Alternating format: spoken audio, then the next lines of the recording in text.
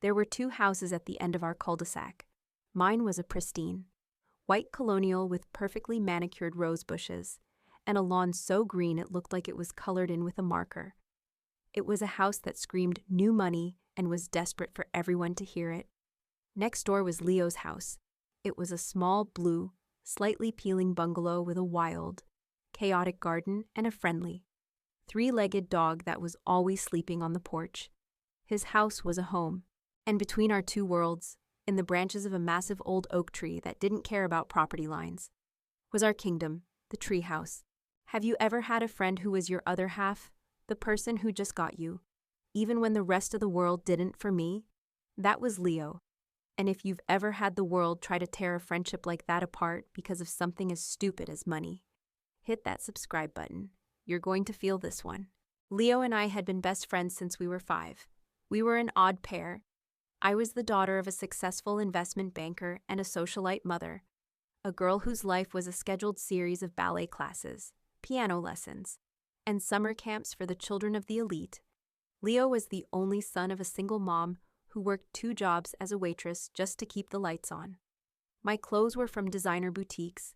His were from the thrift store. My future was a pre-paved highway to a prestigious university. His was an unknown, unpaved road. None of that mattered in the treehouse. The treehouse was our shared sanctuary, cobbled together from scrap wood Leo had salvaged and floor plans I had designed, inside. It was a chaotic wonderland of our shared dreams.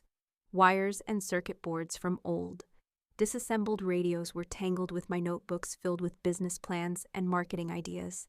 His brilliant, impossible sketches for inventions were tacked to the walls, right next to my meticulously researched charts of potential market demographics. He was the inventor, the genius who could see the future. I was the strategist, the one who could figure out how to build a road to get there. He was the dreamer. I was the one who drew the blueprints. Our biggest dream, the one we spent every spare moment on, was a project we called Nexus. It was an idea Leo had for a new kind of intuitive, interconnected smart home operating system. It was brilliant, revolutionary, and about 10 years ahead of its time. In that treehouse, we weren't a rich girl and a poor boy. We were co-founders. We were partners. My parents, of course, saw it differently. They tolerated Leo in the way one tolerates a stray cat your child keeps feeding. They saw our friendship as a sort of charity project for me, a sign of my good heart. "It's so sweet that you're friends with that boy, Chloe," my mother would say, her voice dripping with condescension. It's important to understand how less fortunate people live. As we got older and entered high school, their tolerance began to wear thin. Our friendship wasn't a cute childhood quirk anymore. It was a potential social liability. Leo's clothes were more worn. My dresses were more expensive. The chasm between our two worlds was becoming a canyon, and my parents were determined to keep me on the right side of it. The breaking point. The day our kingdom was invaded came on a sunny Saturday afternoon when I was 16. Leo and I were in the treehouse, excitedly drawing up a real, honest-to-God business plan for Nexus. We had figured out a key piece of the code, and we were buzzing with the breakthrough. We were so lost in our work that we didn't hear my mother calling my name from the back porch of my pristine, perfect house. A few minutes later, the ladder to the treehouse creaked. My mother's perfectly coiffed head appeared, her expression a mask of strained politeness as she took in the chaotic interior of our sanctuary. "Chloe, I was calling you. The Bensons are coming over for cocktails in an hour. You need to come down and change." She looked at Leo, her smile not quite reaching her eyes. "Hello, Leo." "Hi, Mrs. Davenport," he said quietly, his own smile fading. He always knew when he was being judged. "We're almost done, Mom," I said, holding up our notebook. "We're just figuring out the IP strategy for Nexus." My mother's eyes landed on the notebook, on the complex diagrams and financial projections. Her polite smile faltered, replaced by a look of genuine alarm. She seemed to realize, in that moment, that this wasn't just a game, that her daughter was seriously planning a future with the boy from the peeling blue house next door. "Chloe," she said, her voice suddenly sharp and cold, "down, now." "Leo, I think it's time for you to go home." The tone was unmistakable. He was being dismissed, humiliated. Leo gathered his things without a word. gave me a quick, sad look, and climbed down the ladder, disappearing back towards his own yard. I followed my mother back into our house, my heart pounding with a sense of dread.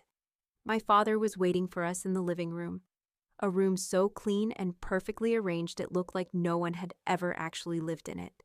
He had a stern, disappointed look on his face. This was a planned ambush, an intervention. "What is all this about?" Chloe, my father began, his voice low and serious. "Your mother tells me you're talking about starting a business with that boy." "It's an idea we have, Dad," I said. "It's a really good one. Leo is a genius." "Leo," my mother scoffed, "is the son of a waitress? He is not a suitable partner for you in any sense of the word, business or otherwise."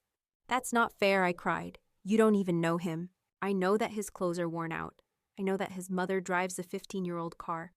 I know that he is not the kind of person you should be associating with," my father said, his voice hard. "He's using you, Chloe, for your money, for our connections. People like that always do. They will only drag you down to their level." I just stared at them, horrified. They weren't just being snobs, they were being cruel. They had taken this beautiful, pure friendship and twisted it into something ugly and transactional. "You are forbidden from seeing him," my father declared. "This friendship is over." "You can't do that," I yelled, tears of rage and frustration welling in my eyes. "He's my best friend. He is not welcome in this house or on this property ever again," my mother said, her voice as cold as ice. "You will go to your room. We will discuss your punishment for this blatant disrespect later. You will focus on your studies, on your tennis lessons, and on making friends with people from a more suitable background. Is that clear?" The ultimatum hung in the air, suffocating me. End the most important friendship of my life, or be an outcast in my own home. I looked at their hard, unforgiving faces, and I realized they would never understand. They lived in a world of balance sheets and country club memberships. Leo and I lived in a world of ideas, and loyalty, and shared dreams. I turned and ran up to my perfect, pristine bedroom, slamming the door behind me. My room had never felt more like a prison. They had taken away my kingdom, and they had banned my best friend, the other half of my own soul. But as I sat there, crying with a rage and a sadness so deep it felt like it would tear me in two, a new feeling began to crystallize in my heart: defiance. They could ban him from my house. They could take away our treehouse, but they couldn't take away our dream. And they couldn't break our friendship. I wouldn't let them. This wasn't the end.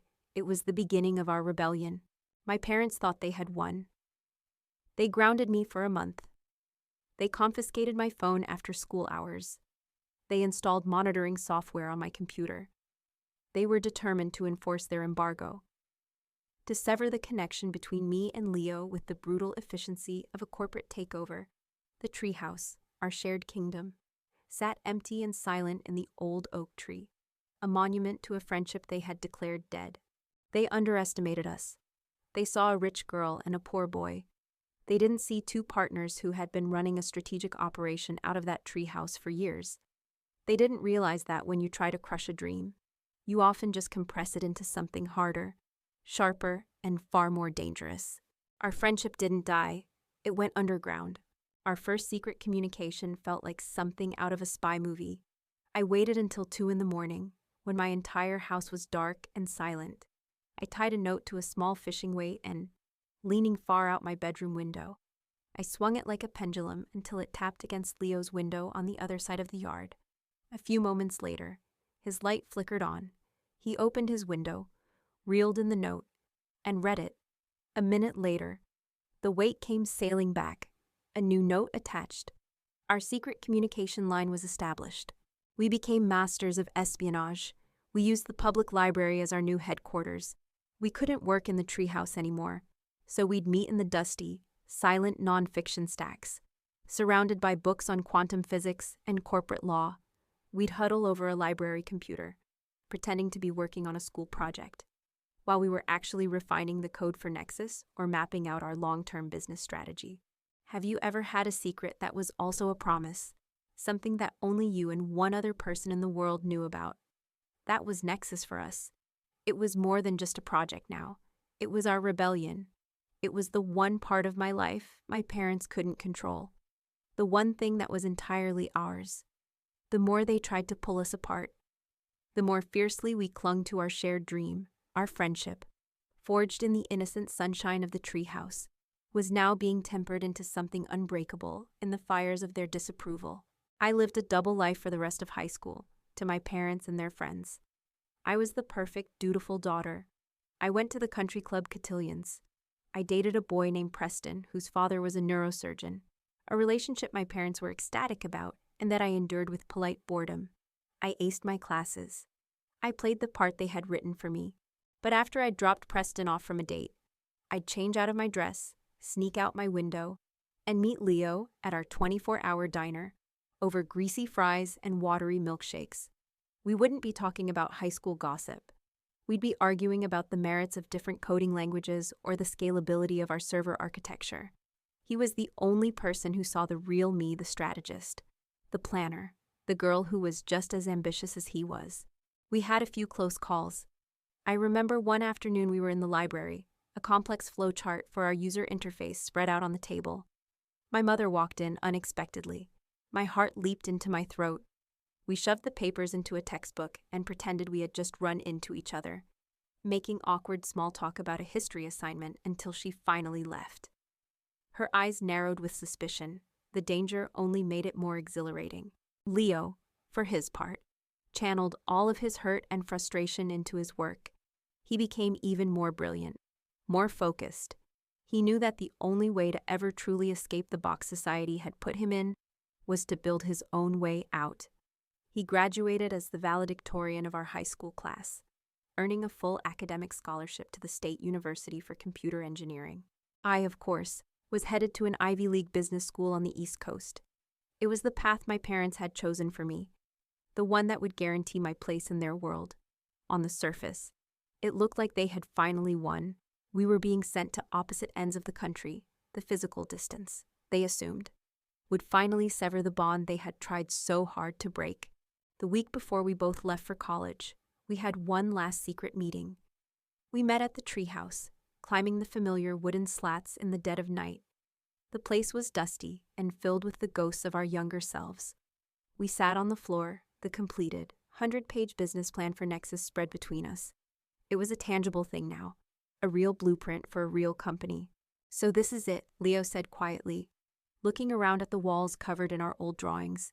"This isn't it," I said, my voice firm. "This isn't the end. Leo, it's the beginning." I tapped the cover of the business plan. "This is still the plan. Nothing has changed." He looked at me, his eyes full of a fierce, trusting loyalty that humbled me. "They're sending you to Wharton and me to State U. We're going to be in different worlds." "It doesn't matter," I insisted. "You'll build the tech, you'll perfect the code. I'll learn everything there is to know about corporate structure, and finance, and marketing. We'll work remotely. We'll talk every day. And when the time is right, when we're both ready, we launch, partners, just like we always said." We made a vow that night. In our crumbling, forbidden kingdom, we shook on it.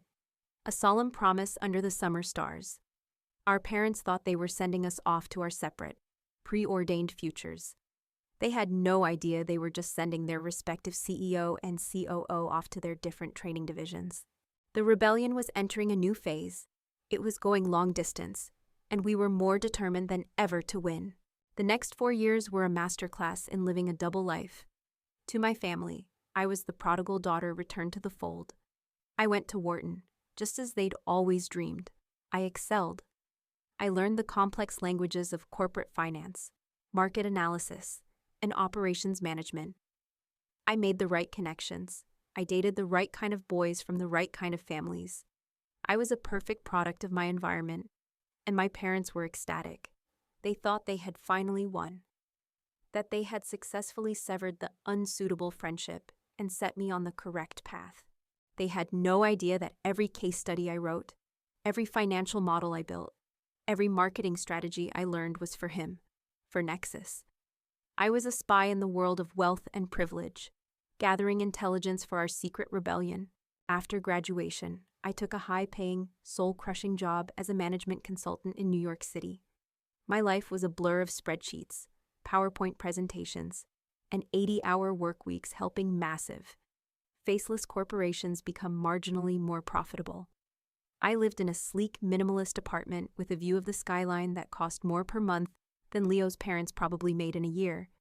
It was the life my parents had always wanted for me, and it was utterly, completely empty. My real life began after midnight.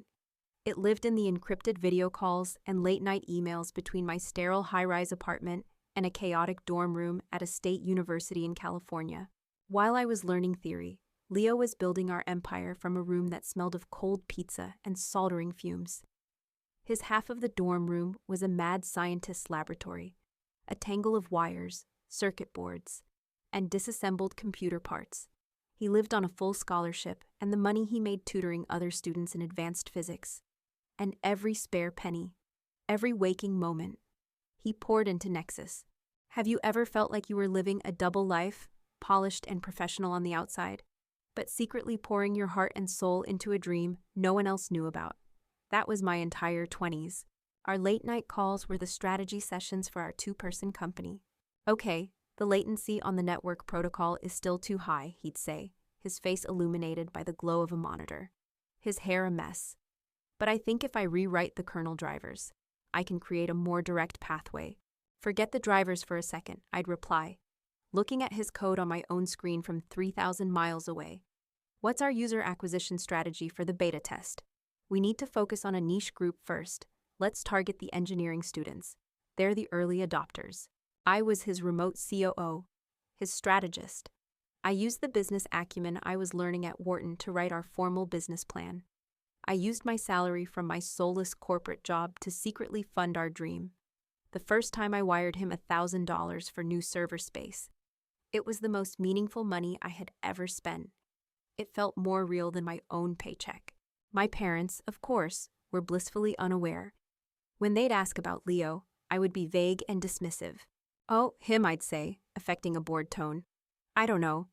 I think he's working on some little computer project in his dorm room. Good, my mother would say with a satisfied nod. It's for the best. You've outgrown him, Chloe. You're in different leagues now. Oh, you have no idea. I'd think. The breakthrough came during Leo's senior year. He launched a closed beta of the Nexus OS, offering it for free to a few hundred computer science and engineering students on his campus. The prototype was buggy and prone to crashing, but underneath the flaws, the genius was undeniable. It was intuitive. It was seamless. It learned its users' habits with an almost spooky intelligence. Word started to spread, first on campus, then in obscure online tech forums. A small but influential tech blog wrote a short post with the headline, "Is the future of the smart home being built in a California dorm room?" That post was all it took. Leo's inbox, which had been full of nothing but homework assignments, was suddenly flooded with emails from angel investors in Silicon Valley. He entered the university's annual Innovation Challenge, a competition he previously would have been too shy to even consider. He stood on a stage, in a worn-out hoodie and jeans, and explained his vision. He didn't have my brother's polished charm, but he had something better, an idea that was so brilliant it couldn't be ignored. He won. The grand prize was $50,000 in seed funding. I'll never forget the call. It was 2 a.m. in New York. I had just gotten home after a brutal 14-hour day at work. My mind numb from staring at spreadsheets. We did it. Leo's voice crackled over the video call. He was standing in a small, empty office space with bare white walls and a concrete floor. He had used the prize money to rent it. We did it, Chloe. I quit my tutoring job. I'm full-time on Nexus now. We're a real company. He was grinning from ear to ear, his face full of a joy so pure and so triumphant that it made my heart ache. I looked around my expensive, silent apartment, at the view of a million lonely lights. My parents thought I was the successful one. They thought I had left Leo behind in a different, lesser world. But looking at his happy face, standing in his empty, hopeful new office, I knew with an absolute certainty who the truly rich one was. And it wasn't me, not yet. Yes, we are, Leo, I said, a smile finally breaking through my own exhaustion. Yes, we are. Our partnership, our secret rebellion, had just survived its first and most difficult phase. He had built the engine, Now it was my turn to help him build the rocket ship. And my parents had no idea they had paid for my ticket.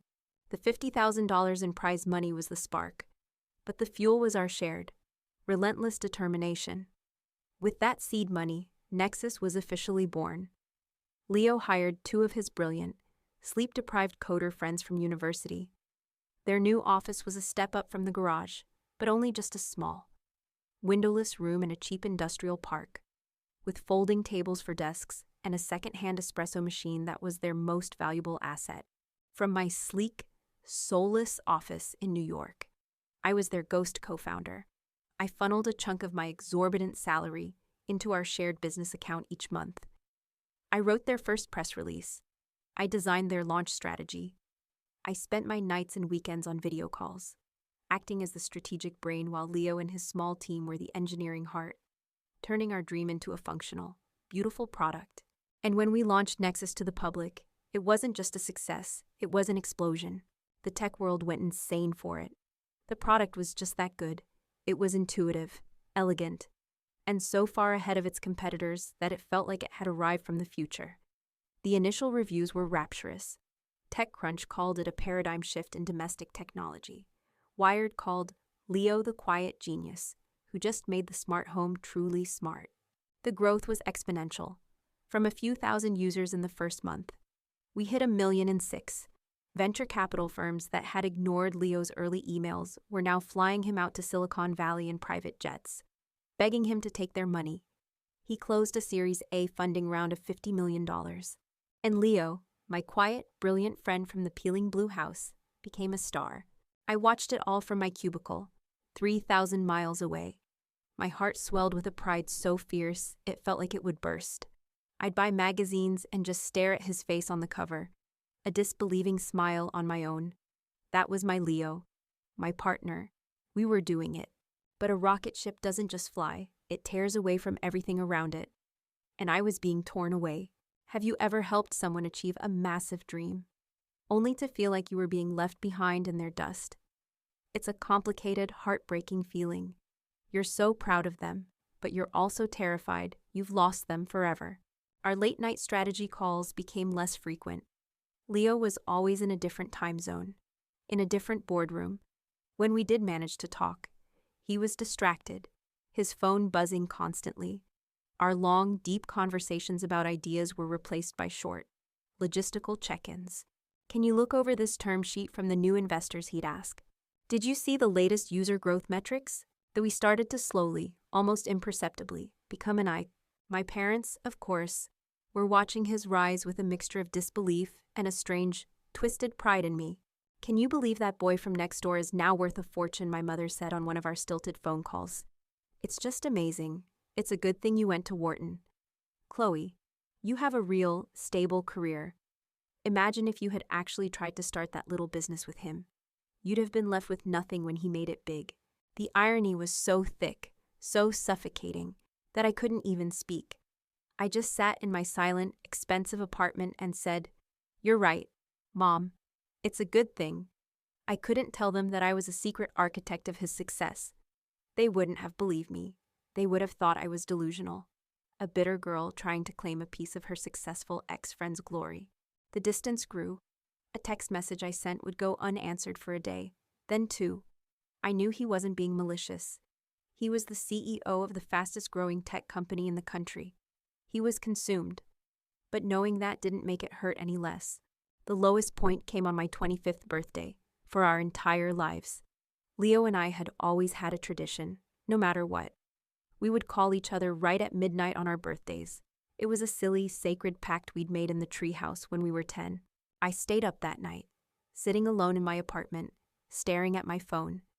Midnight came and went. The phone remained dark. 1 a.m., 2 a.m. Nothing. He had forgotten. I finally went to bed.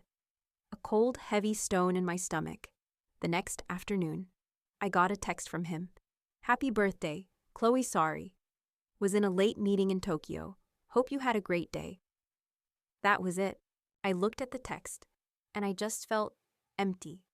The boy who would have climbed a tree in the middle of the night to talk to me was gone. He had been replaced by a CEO who sent belated birthday wishes from Tokyo. I logged onto a news site and saw a photo of him from the night before. He wasn't in a meeting.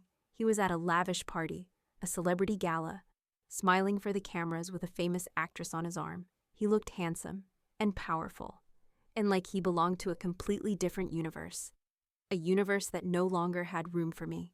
I closed my laptop, and for the first time, I allowed myself to believe that it was truly over. He had made it. He was a billionaire. He didn't need me anymore. The treehouse, the secret notes, the late-night calls, they were all just memories from a different life. Our shared dream had become his solitary reality. And I, the loyal partner, the secret strategist, had been left behind. My parents had gotten their wish. After all, the 6 months after my birthday were a quiet, gray desert. I went through the motions of my life with a profound sense of emptiness. I excelled at my consulting job, earning a promotion and a raise that felt like monopoly money. I would sit in high-level meetings in glass-walled boardrooms, delivering presentations on operational efficiency, while my own heart felt inefficient and broken. I was living the life my parents had always wanted for me, and I was miserable. I had accepted it. I had accepted that Leo was gone, a casualty of the success we had once dreamed of together. He was a tech titan now, a billionaire who lived in a different stratosphere. The boy from the treehouse was a memory. The rocket ship had taken off, and I had been left on the launch pad. I mourned our friendship like a death, and I tried, I really tried, to move on. Then, on a Tuesday afternoon, as I was staring blankly at a spreadsheet, my phone rang. It was an unknown number with a California area code. I almost ignored it, assuming it was a headhunter or a sales call, but on a whim, I answered. "Hello, Chloe." My breath caught in my throat. I would know that voice anywhere, even though it sounded different. The boyish energy was gone, replaced by a deep, weary exhaustion. It was Leo. I was silent for a moment. A storm of emotions, anger, hurt, relief swirling inside me. "Leo," I finally said, my voice barely a whisper. "Hey," he said, and he sounded so tired. "Listen, I know I have no right to call you, and I know I don't deserve for you to even listen to me, but I have to say this. I am so sorry, Chloe." His apology was so immediate, so raw, that it disarmed me completely. "I'm sorry I forgot your birthday," he continued, his voice cracking slightly. "I'm sorry I've been a terrible friend. I'm sorry I let this monster of a company swallow me whole. I got so caught up in the fundraising, the product launches, the board meetings. I lost track of the one thing that actually mattered. The one person who was there from the beginning. I lost track of you, and there is no excuse for it. I am just sorry." I sank down into my office chair, my carefully constructed walls of indifference crumbling around me. "What do you want, Leo?" I asked, my voice still guarded. I heard him take a deep, shuddering breath on the other end of the line. "I'm drowning, Chloe," he confessed. And the vulnerability in his voice was the Leo I knew, the boy from the treehouse. "This thing, it's too big. It's growing so fast, and I'm not in control of it anymore. I'm surrounded by all these slick executives and VPs the board hired. They all have their own agendas. They're trying to change the vision, to make Nexus into something it was never meant to be. I'm in board meetings, and I feel like a stranger in my own company, and I don't trust any of them." He paused. "Last week, we were in a huge strategy meeting. The board was pushing to sell out to a massive tech conglomerate. They were talking about synergy and shareholder value. And all I could think was, what would Chloe do? What would Chloe say?" I looked around that room, at all those expensive suits, and I realized, none of them are my partner. You are. You've always been my partner. My own eyes were welling up with tears. "I can't do this without you, Chloe," he said, his voice thick with emotion. I was a complete and utter fool to ever think I could. Nexus was never just my dream. It was our dream. It was born in that treehouse. And it's missing its other half. It's missing its brain. Have you ever gotten a phone call that changed your entire life in the span of 5 minutes? A call that reached back in time and healed a wound you thought would be a scar forever. "What are you saying, Leo?" I whispered. Though I think my heart already knew. I'm saying I'm a mess, he said, a hint of his old self-deprecating humor finally breaking through. I'm a great engineer, but I'm a terrible manager. I need someone to run this thing with me, someone to be the strategist, someone to be the adult in the room, someone who actually knows what a balance sheet is supposed to look like. He took a deep breath. I don't need another vice president. I need a chief operating officer. I need a president. I need you, Chloe. I want to make you the COO of Nexus. The world stopped. I just sat there, in my gray cubicle in a New York skyscraper, and I thought of our old, hand-drawn business plan. CEO Leo Martinez, COO Chloe Davenport. A childish dream we'd written in a treehouse, and it was all coming true. And I'm not just offering you a job, he continued, his voice gaining strength, gaining passion. I'm offering you your half of the kingdom. I've already had the lawyers draw up the paperwork. I'm giving you 20% of the company in equity. It's not a gift. It's your back pay. It's what you've deserved from day one. It's yours. Please? Just say you'll come home. Say you'll come and help me fly this rocket ship. The tears were flowing freely now, hot tears of joy and relief and a love for my friend so profound it felt like it could power the entire city. My double life, my empty corporate existence, it was all over. Okay, I sobbed, laughing through the tears. Okay, Leo? Yes, I'll come home. The relief in his voice was a tangible thing, a wave of warmth that traveled 3,000 miles through the phone line. Thank God, he breathed. Chloe, thank you. We talked for another hour, the distance and the silence of the past year melting away as if it had never existed. We were just Chloe and Leo again, partners. After I hung up the phone, I sat at my desk for a long time, a huge, watery, incredulous smile on my face. Then, I turned to my computer, I opened a blank document, and with a hand that was perfectly steady, I began to type. To whom it may concern, please accept this letter as formal notification that I am resigning from my position as senior consultant. Effective immediately. I hit print, I signed my name at the bottom, and as I walked down the hall to hand my resignation to my boss, I felt lighter than I had in years. My double life was over. I wasn't a management consultant anymore. I was the COO of Nexus, and I was finally going home. Walking into the Nexus headquarters for the first time as its chief operating officer was a surreal experience. It was a sprawling, vibrant campus, a chaotic and beautiful ecosystem of glass, steel, and brilliant minds. There were beanbag chairs, whiteboards covered in incomprehensible code, and a low, constant hum of creative energy. It was a world away from the stuffy, silent halls of my New York consulting firm. It was the world Leo and I had dreamed up in a treehouse. Leo met me in the lobby. He looked tired, but happier and more relaxed than I had seen him in years. He just wrapped me in a huge hug, lifting me off the ground. My partner's here, he said, his voice thick with emotion. Now we can really get to work. And we did. We were an unstoppable team, just as we had always known we would be. Leo was the visionary, the genius inventor who could see the future. I was the operator, the strategist who built the infrastructure to make his visions a reality. I took his beautiful, chaotic, sprawling rocket ship and I organized it. I built departments. I streamlined workflows. I hired the right people for the right jobs. And I handled the board of directors with a calm, data-driven authority that they had never seen before. With a real partner he could trust, Leo was freed up to do what he did best: innovate. And Nexus, under our joint leadership, grew from a tech phenomenon into a global titan. The years passed. Our friendship was the solid bedrock upon which we built our empire. The late-night strategy sessions returned, this time in a massive corner office overlooking Silicon Valley, fueled by expensive coffee instead of cheap milkshakes. But the energy, the trust, the partnership, that was exactly the same. And my family, I kept a polite, professional distance. I sent them a Christmas card. I answered my mother's occasional, stilted phone calls. But the dynamic was different. I was no longer the disappointing daughter. I was now the successful, but distant, daughter. A person they didn't quite understand but could no longer criticize. They knew I had a good job at that big tech company, but they had no idea of my true role.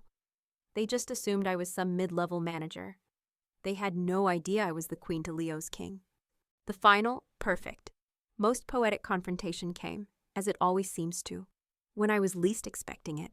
About a year ago, my parents, ever obsessed with social climbing, became the co-chairs of the annual fundraising gala for our hometown's art museum. Their goal was to raise a record-breaking amount of money, and they decided to aim high.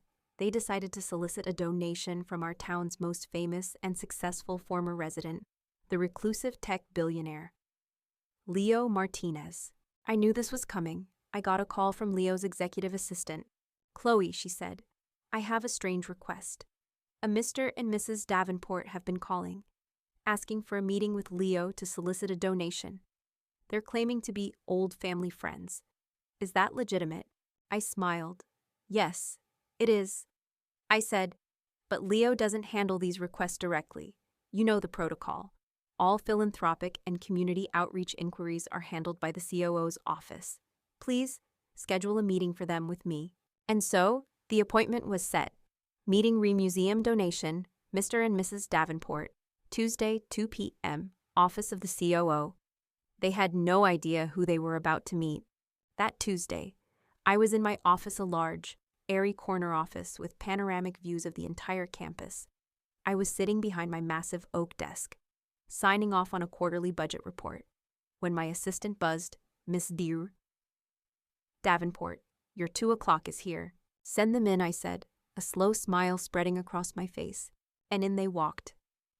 My parents, dressed in their absolute finest, their faces arranged in masks of polite, hopeful sincerity. They were here to perform, to turn on the charm and secure a donation they could brag about at the country club for the next year. My back was to them as they entered.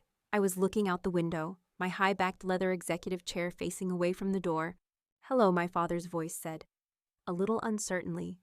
"We're the Davenports, here to see the COO. Please come in," I said, my voice calm and even. I did not turn around. I let them walk further into the room. I let them take in the scale of the office, the power it represented. "We're here on behalf of the art museum," my mother began, launching into her rehearsed speech to the back of my chair. "We are old, dear friends of the Martinez family, and we have been so thrilled to watch Leo's incredible success. We were hoping that Nexus might consider becoming a lead sponsor for our annual gala." I let her talk for a full minute. I let her lay out their entire, self-serving pitch. Then, slowly, deliberately, I swiveled my chair around to face them. The looks on their faces, I wish I had a photograph of it. It was a masterpiece. 2 years ago, they had stood in their perfect living room and declared my best friend unfit to enter their house. Now, they were standing in my office, begging for his money and realizing that the person they had to beg it from was the very daughter whose loyalty they had tried to crush. Their mouths fell open. The color drained from my mother's face. My father looked as if he had been struck by lightning. They just stared, their rehearsed speeches dead on their lips. I gave them a small, polite smile, the same one I had perfected over years of their dinner parties. "Mr. and Mrs. Davenport," I said, my voice cool, professional, and dripping with a quiet authority they had never heard from me before. "Thank you for coming in." I gestured to the 2 expensive chairs opposite my desk. "Please, have a seat. You were saying something about a donation." They just stood there, speechless, in the middle of the office that was bigger than their living room, staring at the daughter they had so profoundly, so completely underestimated. Their unsuitable little girl was now one of the most powerful executives in the country, and she was the gatekeeper to the world they so desperately wanted to be a part of. The best revenge isn't loud, it's the quiet, undeniable, and deeply satisfying click of the world finally, perfectly, snapping into its rightful place. My parents were so worried about me being associated with the poor boy from next door, but they never understood. We weren't in different worlds. We were building our own, all along, a world so big and so successful that one day, they'd need an appointment just to get a glimpse inside. So, choose your friends wisely, and never, ever let anyone tell you who you're allowed to believe in, because loyalty, it turns out, is the best investment you will ever make. Thank you for listening. If you have a friend who has been with you through thick and thin, tag them in the comments below. Like, subscribe, and I'll see you for the next story.